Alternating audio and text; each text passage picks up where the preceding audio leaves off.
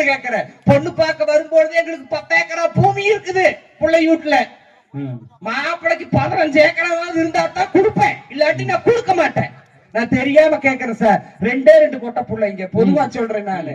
25-30 ஏக்கரா பண்ணையும் இருக்குது. கொழுந்தியா பையன், சொந்த கொழுந்திய பையன், புருஷனோட தங்கச்சி பையன், நல்லா படிச்சிருக்கிறான், வேலையில் இருக்கிறான், சொத்து பத்து ஒண்ணும் இல்ல.